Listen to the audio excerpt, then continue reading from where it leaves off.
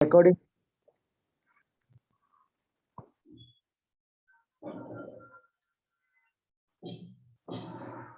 Okay, तो illustration 1.25 already हो चुका है,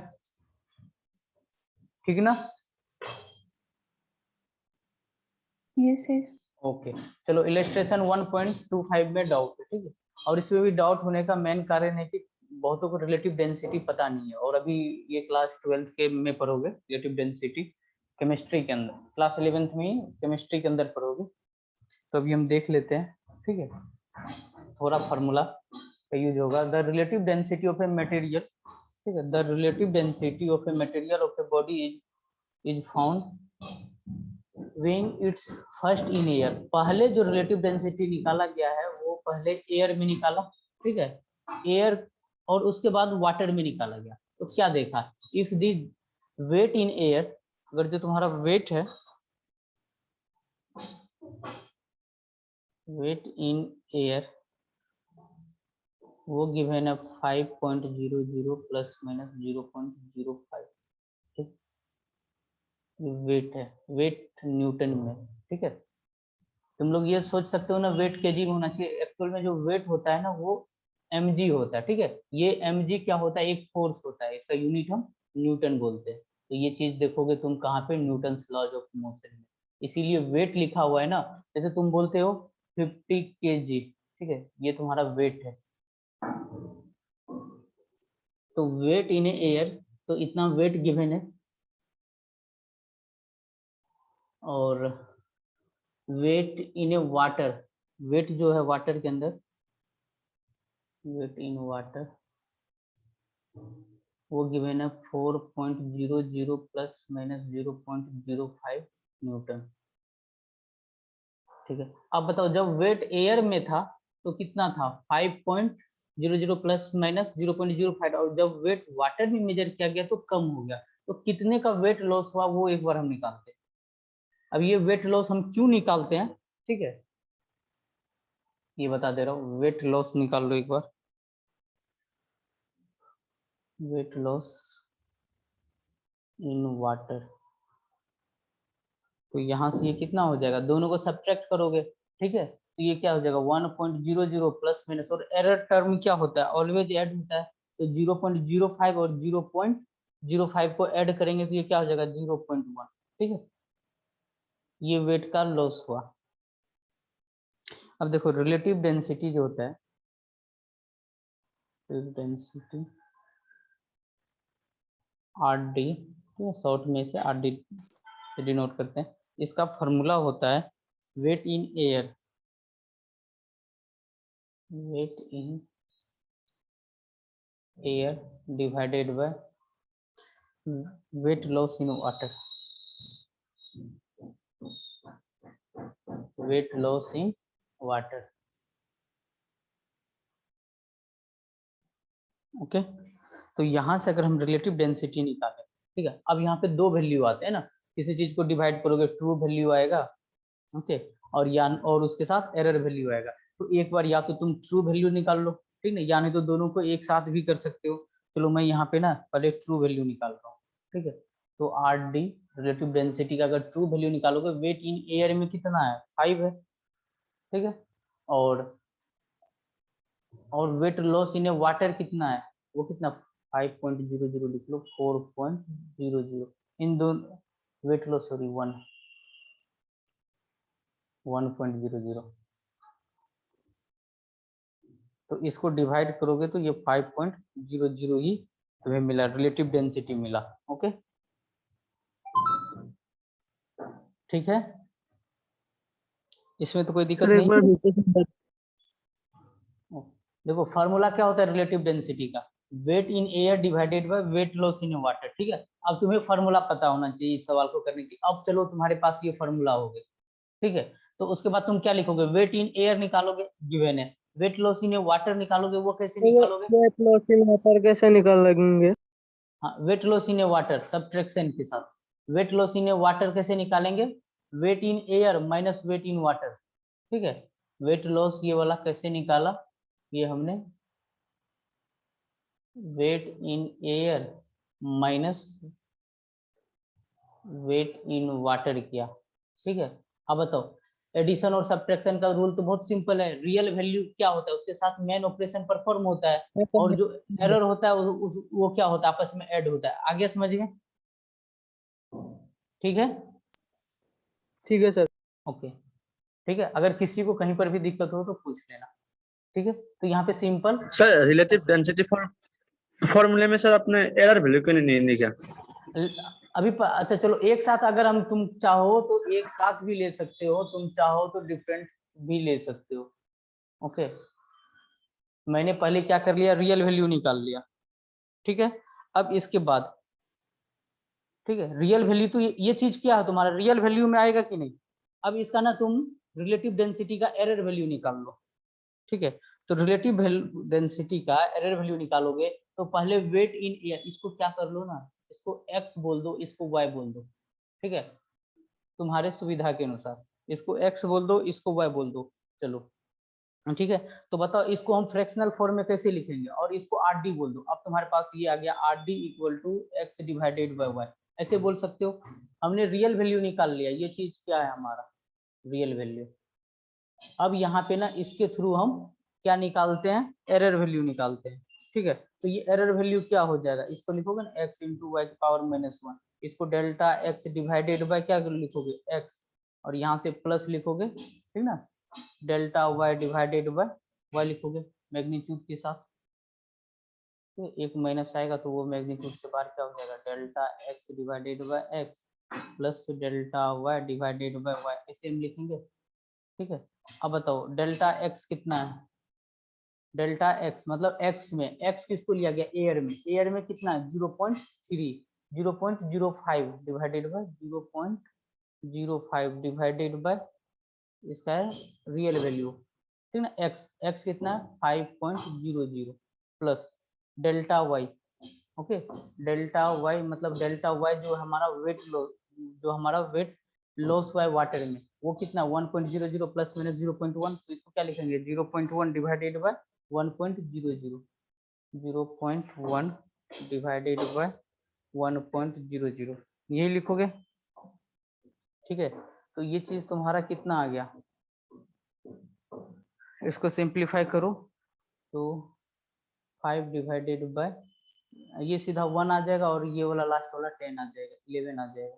सर बैकग्राउंड नॉइज आ रहा है, हाँ बैकग्राउंड में थोड़ा सा प्रॉब्लम, ऊपर थोड़ा सा वर्क हो रहा है,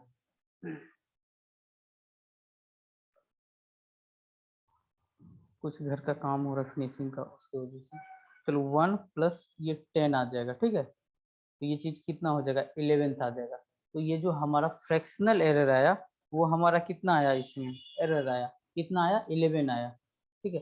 तो आगे हम क्या लिखते हैं, जो हमारा अब यहाँ पे क्या होगा, परसेंटेज डेंसिटी जो हम लिखेंगे, जो डेंसिटी के साथ रिलेटिव डेंसिटी जो हम लिखेंगे वो क्या लिखते हैं, रियल वैल्यू लिखते हैं, ठीक है। इसका अगर हम मेजर्ड वैल्यू लिखे रिलेटिव डेंसिटी का,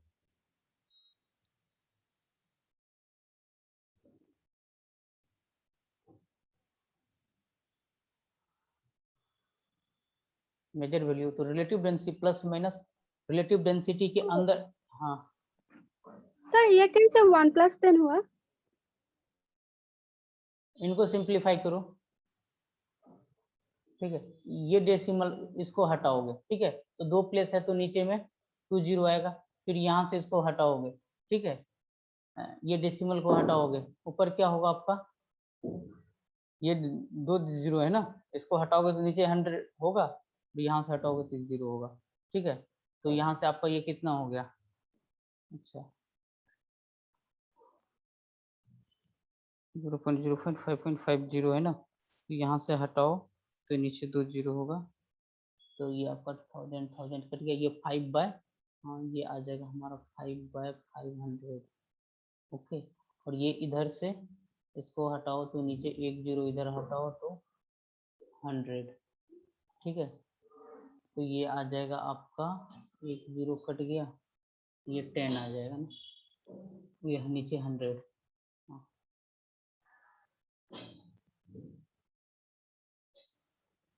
ये दो टर्म मिल जाएगा, ये 5/500 प्लस प्लस और यहाँ से आ जाएगा 2 जीरो ऊपर गया, 1 जीरो या 1 जीरो कट गया, तो ऊपर 10 है, नीचे 100, 10 डिवाइडेड बाय 100। तो इसको ठीक है, अब यहाँ पर क्या हुआ, 100 से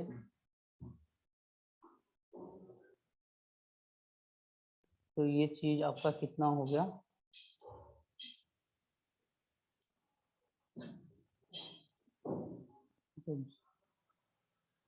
इसको 5/500 प्लस 1/10 लिखो और इसमें क्या कर लो, 100 से मल्टीप्लाई कर दो।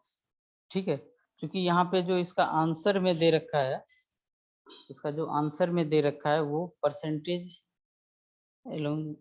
मैक्सिमम परमिसिबल परसेंटेज एरर है। तो यहाँ पे हम तो रियल वैल्यू आरडी डालेंगे ही डालेंगे, साथ में ये जो फ्रैक्शनल है ये हम परसेंटेज में लिखेंगे।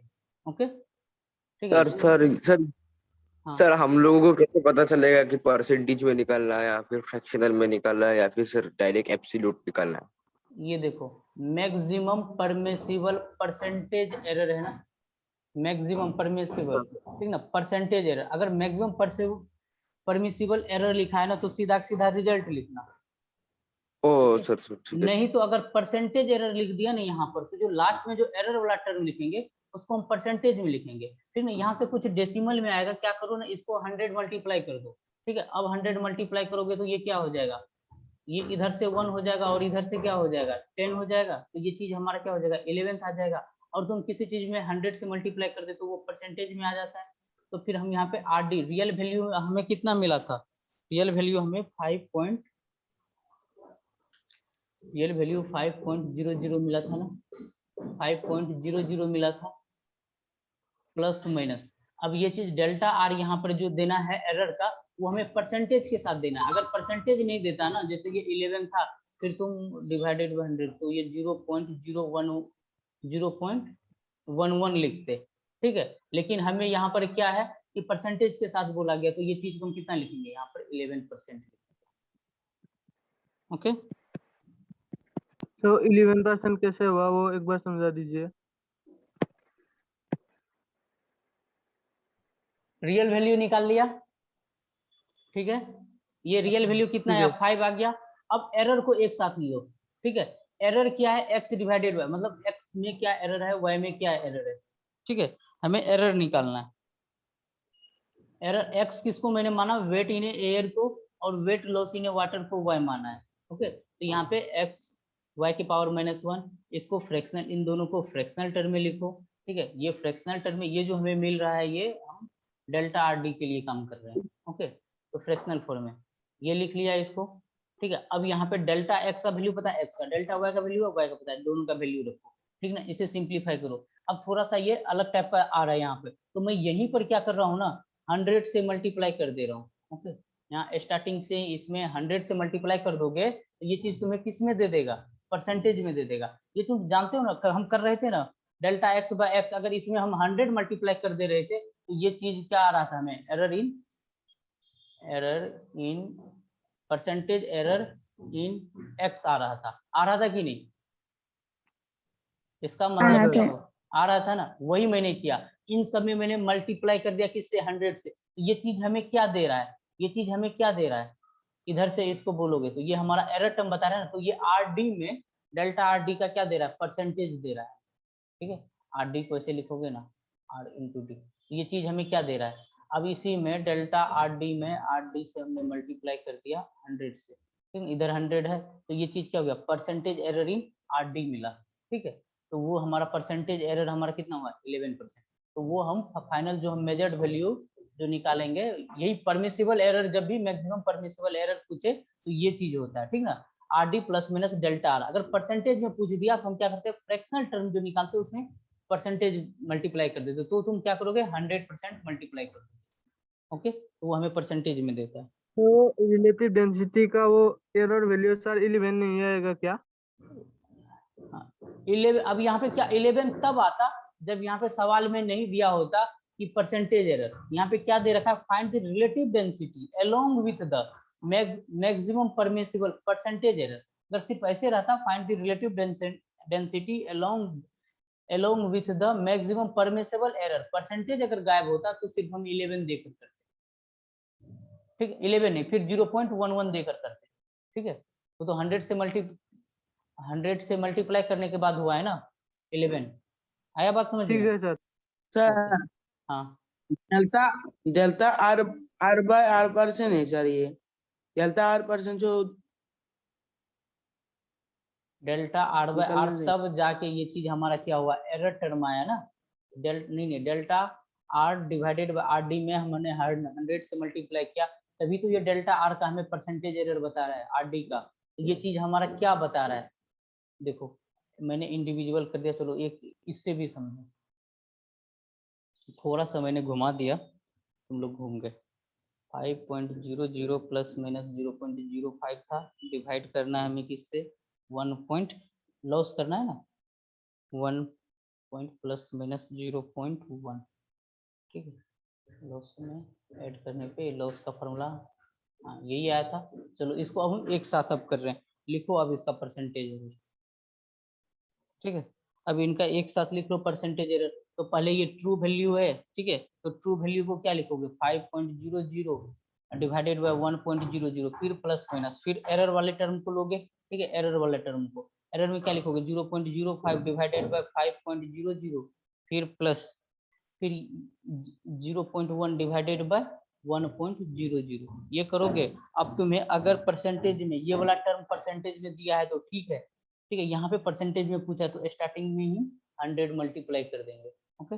ये चीज आगे हमें क्या मिलेगा, ये तो हमें 5.00 मिल जाएगा, और इधर इस ब्रैकेट को भी सिंप्लीफाई करोगे तो ये कितना मिल जाएगा 11%। 100 से मल्टीप्लाई करने के बाद ये चीज क्या होता है, परसेंटेज में आ जाता है ना, तो यहाँ पे डायरेक्ट लिख सकते हो 11%, ठीक है, एक लाइन में सॉल्व हो गया। तो रिलेटिव डेंसिटी आर डी जो मिला वो मुझे क्या मिला, 5.00 plus minus 11% with percentage permissible error, okay. अब ठीक है सर और एक बार समझ लीजिए ये वाले सेकंड जिसको ये समझ नहीं आया इतना सारा, इसमें मैं क्या कर रहा था, ट्रू वैल्यू अलग निकाल रहा था, एरर वैल्यू अलग निकाल रहा था, ठीक है, फिर दोनों को एक साथ कर रहा था, ठीक है। अगर तुम दोनों को एक साथ कर सकते हो तो भी कोई दिक्कत नहीं है, ठीक है। यहाँ पर देखो इसको x और y समझना, ओके, मतलब ये ऊपर वाला जो टर्म है ये पूरा पूरा x है, नीचे वाला पूरा पूरा y है। तो सबसे पहले हम क्या करते हैं, रिलेटिव डेंसिटी जैसे ही हम निकालते हैं, ओके, तो हम क्या करते हैं, ट्रू वैल्यू निकालते हैं, तो 5.00 डिवाइडेड बाय 1.00, ठीक है, ये हमारा क्या निकला, ट्रू वैल्यू निकला, ये हमारा ट्रू वैल्यू निकला। अब एरर वाला टर्म जैसे ही आता हम प्लस माइनस लगा देते, फिर ब्रैकेट स्टार्ट होता है, फिर उसके बाद इसको हम एरर के टर्म में कैसे लिखेंगे, इस वाले टर्म को, इसमें तो क्या लिखते हैं हम एब्सोल्यूट और फिर डिवाइडेड बाय रियल वैल्यू, ठीक है। फिर यहाँ पर नीचे वाले क्या लिखेंगे 0.1 और 1.00, इसको लिखोगे तो ये चीज कितना है, और तुम जानते हो ना यही एक्स वाई के पावर -1 आ जाता है, और दोनों को हम delta X by X plus हम डेल्टा वाई बाय वाई लिख सकते हैं, ठीक है। ये तो हमारा क्या हो गया, एरर वैल्यू हो गया। साथ में क्या करते हैं, error real value X divided by Y वो भी आता है। ये जो मेन है ना, ये मेन चीज ये क्या लिखा हुआ है, X divided by Y plus minus delta X by X plus delta Y by Y, इसका फ्रैक्शनल फॉर्म ये आया, ओके। क्योंकि इनके साथ एरर वैल्यू भी है, तो एरर वैल्यू को भी तो हमें ऐड करना पड़ेगा, ठीक है। ये चीज यहाँ पे सिंप्लीफाई हुआ है, इसको हमने कैलकुलेट किया और हमारा आंसर, ठीक है। Yes sir. चलो अब नेक्स्ट सवाल पे चलते हैं।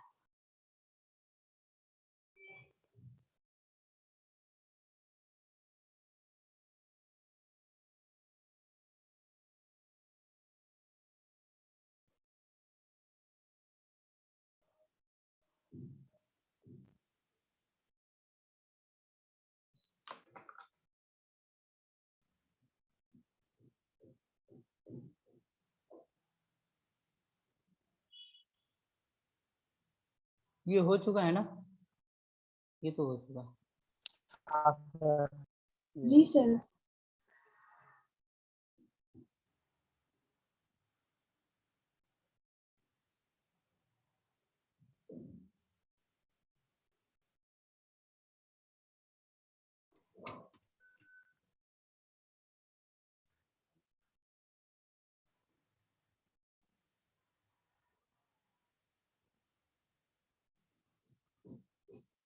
चलो इसका आंसर बताओ क्या आया है।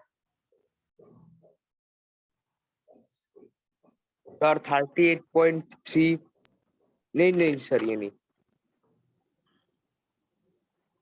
Sir 10,000 metre square plus minus 800 10 plus minus 0. Sir 12,000 आया था। आया सर। ओके सर करना राउंड चाहिए ऑफ सर। करने के बाद अरे म्यूट, अरे जिसका बैकग्राउंड में शोर हो रहा है ना वो म्यूट करके रखो ना, एक ही साथ सब बोलेंगे। एरिया ऑफ फील्ड बताओ, ये आंसर आया क्या? एरिया ऑफ फील्ड हम क्या लिखेंगे? A plus minus 12,000 meter square. 12,000 plus minus 800.4, ये आया क्या? अगर किसी ने sir round off yes sir. Significant figure कितना होना चाहिए सर? अगर किसी ने 800.4 नहीं है ये सर। ये लिखा ऐसे करके क्यों किसी ने? ठीक है बताओ। सर नेक्स्ट लाइन क्या है? नेक्स्ट लाइन क्यों? जी चलो देखो इसे करते हैं, ठीक है। सर 800.4 नहीं है यार, सिर्फ 800 है। 800 सिर्फ है, चलो देख लें। यहाँ पर क्या दे रखा है? लेंथ दे रखा है, लेंथ दे रखा है और ब्रेड्थ दे रखा है, और पूछा गया कि एरिया क्या होगा। ओके तो सबसे पहले एरिया ना रियल वैल्यू का निकाल लो। वो L इंटू बी से करोगे। L कितना है? 120 और ब्रेड कितना है? 100। सर मेरा भी यही आंसर आया, पर सर क्या यहाँ पर 12,000 को राउंड ऑफ नहीं करना पड़ेगा क्या सर?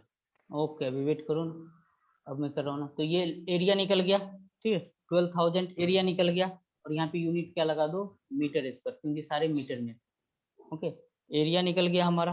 अब हम क्या निकालेंगे? इसका फ्रैक्शनल फॉर्मूला, ठीक है। वो क्या लिखोगे? Delta A divided by A equal to delta L divided by L plus delta B divided by B करोगे,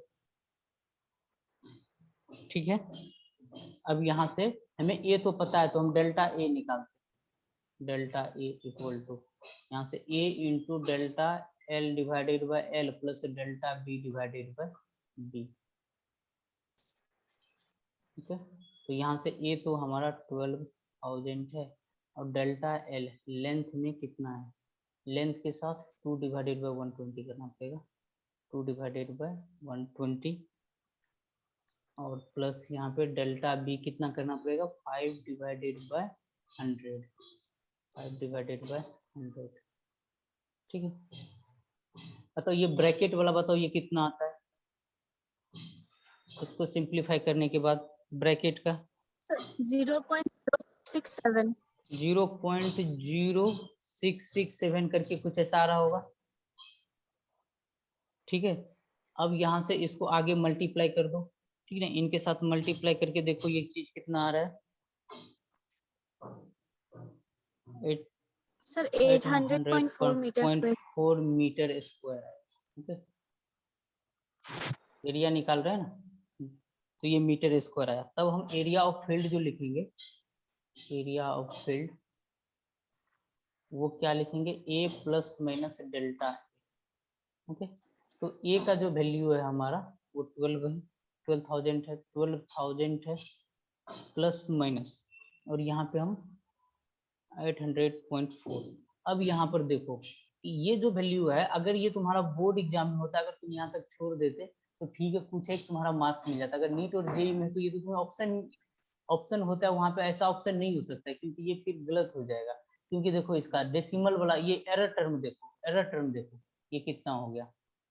सर 800 एरर डेसिमल में नहीं आता सर।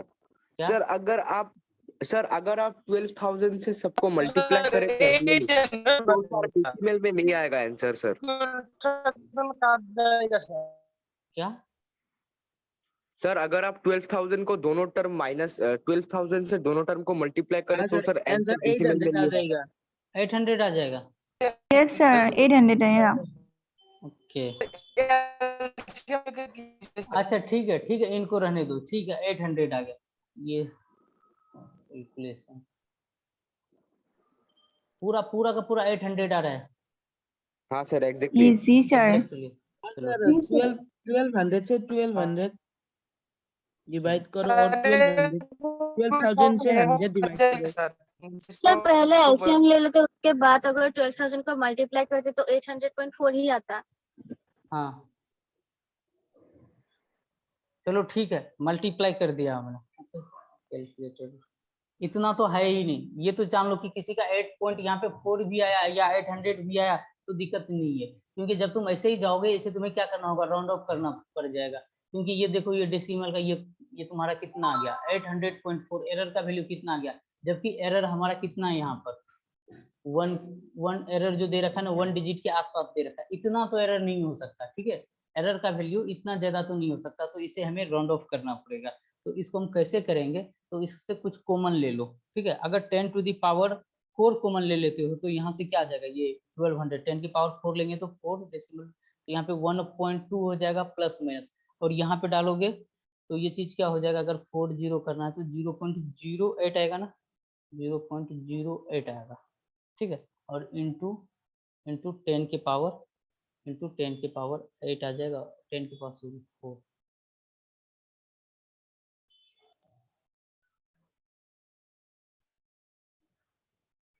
इंटू आ जाएगा 10 के पावर 4 और ये आ जाएगा मीटर स्क्वायर। अब बताओ ये वाला इसका देखो डेसिमल के 2 प्लेस हुआ है, लेकिन अब यहाँ पर तो डेसिमल जैसा चीज नहीं है ना, 1 सिग्निफिकेंट फिगर में एरर में है, तो हम एरर का वैल्यू यहाँ पर क्या कर दिए 1 सिग्निफिकेंट फिगर में कर दिए। तो हम क्या है कि ये मैग्नीट्यूड वाइज ये आसपास ऊपर क्या ये कैसे हुआ, अब देखो ना मैग्नीट्यूड वाइज ही देख लो। ठीक है, अगर तुम्हारा जो सवाल में गिवन था वैल्यू, सवाल में यहाँ पर क्या दे रखा है 120 प्लस माइनस 2 लेंथ, और ब्रेड क्या देख रहा है 100 प्लस माइनस 2, हम पढ़ते ही क्यों है सिग्निफिकेंट फिगर या राउंड ऑफ वगैरह, यही करते हैं कि हम भी इसी के आसपास का वैल्यू हम दे पाए।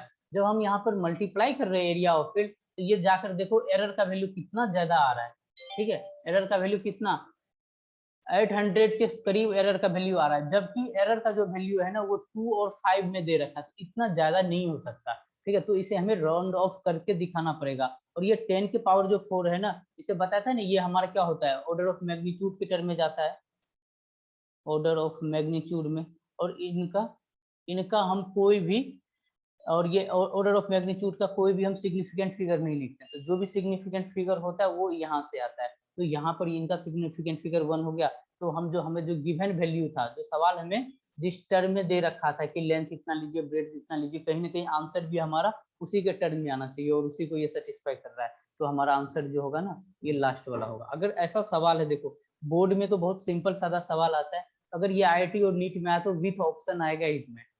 ठीक है, और तुम इसको देख कर को मल्टीप्लाई 12 आपने सर 12,000 को राउंड ऑफ क्यों नहीं किया, क्योंकि sir least significant figure measurement में तो 100 है, 100 यानी कि 1 सिग्निफिकेंट फिगर। अरे ये पूरा का पूरा ये जो वैल्यू है ये एरिया है ना, ये पूरा का पूरा वैल्यू यहाँ पर हमारा एरिया है। ठीक है, अगर हम क्या करते हैं, अगर इसे तुम राउंड ऑफ कर देते हो, ठीक है यहाँ पे तुम राउंड ऑफ कर देते हो, तो देखो ना मैग्नीट्यूड वाइज तुम कितने नीचे चले जा रहे हो। अगर ये तुम्हारा 120 है, ये 100 है, अगर तुम इसको राउंड ऑफ करते हो और इसका सिग्निफिकेंट फिगर 2 बोलते हो, इसका 1 बोलते हो, ठीक है, तो मिनिमम 1 करोगे, इसको 1 पे लेके आओगे तो 1000 के करीब करना पड़ेगा, ये हम मैग्नीट्यूड में हम बहुत नीचे चले जाएंगे। ओके, इसीलिए जो एरिया जो है ये हम रियल वैल्यू लेकर चलते हैं। ठीक है, और एक चीज देखना, एक चीज और ध्यान में रखना कि अगर मान लो कि एरिया हमें दे रखा था यहाँ पे, अगर एरिया का वैल्यू हमें 120 यूनिट, एक लेंथ ले लो 120 और ब्रेड्थ ले लो तुम यहाँ पे ब्रेड्थ का वैल्यू ले लो 100, ठीक है 100 यूनिट। ये चीज अभी मैं बताना नहीं चाह रहा था, तो अगर इसका मुझे L क्रॉस B पूछ दिया, ठीक है, तो वो हम करेंगे तो 1000 यूनिट हो जाएगा। और इस चीज को हम यहाँ पर बोलेंगे कि इसका SF जो है, यहाँ पर इसका SF कितना है हमारा 2 है, और इसका SF कितना है 1 है, तो इसको हम राउंड ऑफ क्या कर देते हैं मिनिमम 1 में, तो इनको हम, ठीक है, इसको हम 10,000 बोल देते हैं। ठीक है, यहाँ पे हम स्क्वायर यूनिट होना चाहिए था सर, स्क्वायर यूनिट। हाँ स्क्वायर यूनिट कर लो इसको, स्क्वायर यूनिट कर लो, यूनिट स्क्वायर यूनिट हम इतना कर सकते हैं, लेकिन ठीक है यहाँ पर यूनिट जो बता रहा है ना, एक यूनिट हो गया। अब यहाँ पर क्या था, लेंथ बराबर 120, अगर सपोज ये मीटर में है और ये ब्रेड्थ हमारा क्या है 100 मीटर में है, ठीक है। अगर ये मीटर और मीटर में दे रखा है, ठीक है, इससे पहले जो हम कर रहे थे बताओ, वहां पर यूनिट नहीं मिल रहा था हमें, ठीक है। वहां पे सिंपल तुम्हें दे दिया गया था लेंथ तुम्हारा 120 है और बी तुम्हारा 100 है, तो ऐसे ही चल रहा था कि नहीं बताओ, वहां पे ना मीटर ना सेंटीमीटर ऐसा कुछ नहीं गिवन था, ओके, ऐसा कोई यूनिट नहीं था। अब यहाँ पे जो मीटर और मीटर जो दे दिया, तो इनको ना कुछ मैग्नीट्यूड प्रोवाइड करवा दिया, इनको भी ये जो मैग्नीट्यूड ये मीटर के थ्रू दे रखा है। फिर इसका हम सिग्निफिकेंट फिगर जो है ना, जब हम मल्टीप्लाई करेंगे L क्रॉस B, वो हम कंप्लीट एरिया में लेकर चलेंगे, नहीं तो हमारा मैग्नीट्यूड कम हो जाएगा, ओके। तो इस चीज का ख्याल रखना। सर फिर से एक बार नहीं समझ मैं ये बोल रहा हूँ कि अगर तुम्हें क्या दे दे कि यूनिट उसके साथ स्पेसिफाई कर दे, जैसे लेंथ का यहाँ पर 120 कर दिया, 120 मीटर कर दिया, और ब्रेड्थ का 100 मीटर कर दिया। अगर यही चीज हमें ऐसा नहीं गिवन होता, सीधा 120 और 100 गिवन होता, तो तुम आसानी से इसे सिंप्लीफाई कर सकते थे, ठीक है, तुम आसानी से इसे इस टाइप में लिख सकते थे। लेकिन जब इसके साथ मीटर मीटर एसोसिएट कर दिया ना, अगर तब इसको हम 1000 अगर लेकर चलते हैं हम, 10,000 मीटर स्क्वायर, इसको मीटर इसको लेकर चलेंगे हम, तब ये चीज हमारा गलत हो जाएगा। मतलब अगर मीटर मीटर है, ठीक है, दोनों के साथ, तो इसका रियल वैल्यू लेकर चलो, ठीक ना, वो आंसर फाइनलाइज करो। अगर यहाँ पे यूनिट वगैरह करके दिया या कुछ भी नहीं दिया, सिंपल हमें मल्टीप्लिकेशन पूछ दिया, ओके, तो हमें यहाँ पर क्या करना पड़ेगा, सिंपल कर दिया, फिर हम राउंड ऑफ कर देंगे। इससे पहले जो हम पढ़ रहे थे जितना भी राउंड ऑफ वगैरह, वहाँ पे यूनिट वगैरह नहीं दे रहे थे, एकदम सिंपल ही लेकर हम चल रहे थे।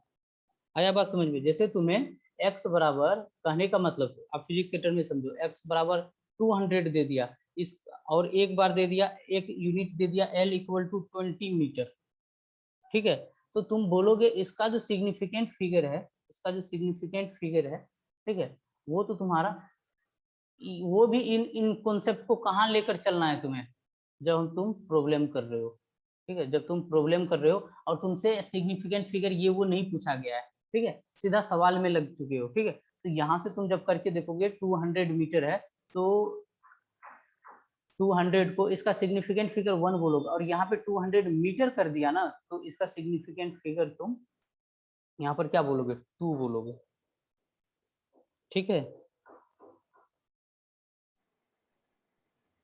ये सवाल के लिए।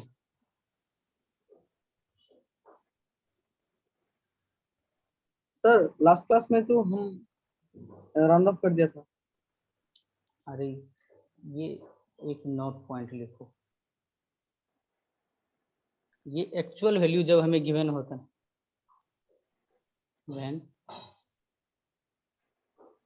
when some value is recorded,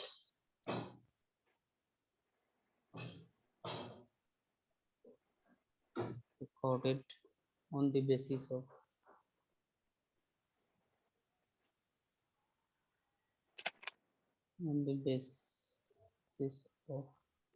actual measurement,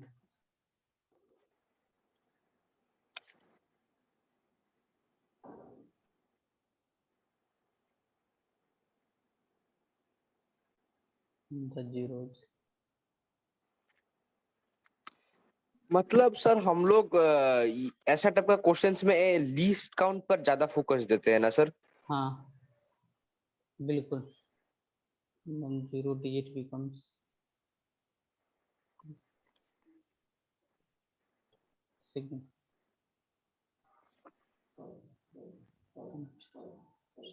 example जैसे ले लो, जैसे L इक्वल टू 20 मीटर दे दिया, तो इसका SF यहाँ पर 2 हो गया, और वही हम x इक्वल टू 200 ओनली दे दिया, तो इसका SF ओनली हम 1 लेके चलेंगे।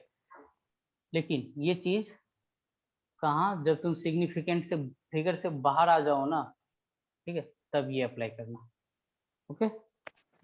देखो ये चीजें ना, सिग्निफिकेंट फिगर एक ऐसा चीज है, ये तुम फिजिक्स और केमिस्ट्री हर एक जगह पढ़ोगे, ये थोड़ा मैथमेटिकल टूल है और ये कोई फिजिक्स से रिलेट है नहीं इनका, ठीक है।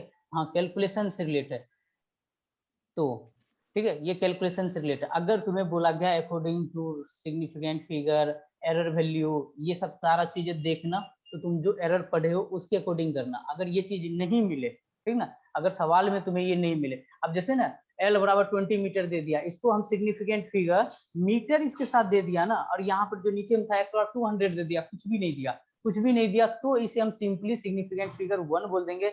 और ये जो मीटर लगा दिया ना, तो ये इसका सिग्निफिकेंट फिगर 1 नहीं, इसका सिग्निफिकेंट फिगर हम 2 बोलेंगे, ठीक है। अगर हमसे ऐसा पूछा ही जाता कि L का 20 मीटर है, ठीक है, इसका सिग्निफिकेंट फिगर बताइए, ठीक है, इसका सिग्निफिकेंट फिगर बताइए, तो हम इसका 1 बोलते कब, जब SF पूरा का पूरा क्लियर पूछ रहा है इसका सिग्निफिकेंट फिगर बताइए।